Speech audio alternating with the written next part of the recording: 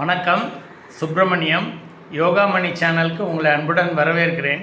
இன்றைக்கி சமையல் குறிப்பில் நம்ம பார்க்க போகிறது மகாராஷ்டிரா ஸ்பெஷல் தேய்ச்சா எப்படி செய்கிறதுன்னு பார்க்கலாம் வாங்க. அனைவருக்கும் அன்பு வணக்கம். திருமதி சுப்பிரமணியம். சமையல் குறிப்பில் இன்றைக்கி நம்ம பார்க்க போகிறது மகாராஷ்டிரன் ஸ்பெஷல், அதுதான் பார்க்க போகிறோம். தேய்ச்சா. இது ஒரு ஊறுகாய் மாதிரின்னு சொல்லலாம். ரொம்ப நைஸாக அரைக்க மாட்டோம், வதக்கி அரைக்க மாட்டோம். இது சப்பாத்தி பூரிக்கு தொட்டுக்கலாம். பேக் பண்ணி எடுத்துகிட்டு போகிறதுக்கும் நல்லாயிருக்கும். நிறைய இன்க்ரீடியன்ட்ஸ் கிடையாது, சிம்பிளாக பண்ணிடலாம். இப்போ அதுக்கு முதல்ல ஒரு பேனில் எண்ணெய் ஊற்றிருக்கிறேன். ஒரு ஸ்பூன் சீரகம் சேர்க்குறேன்.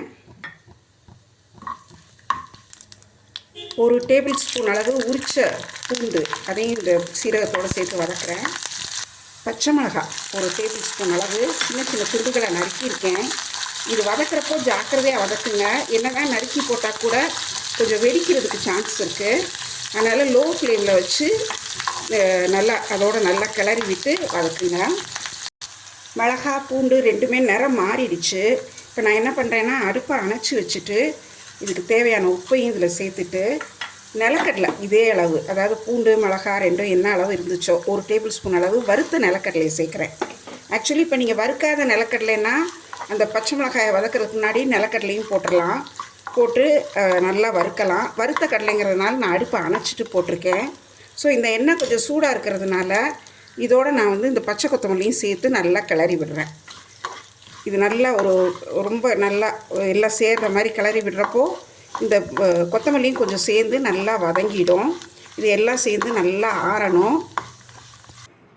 வதக்கினதை கொஞ்சம் ஆற வச்சு மிக்சியில் சேர்த்துருக்குறேன்.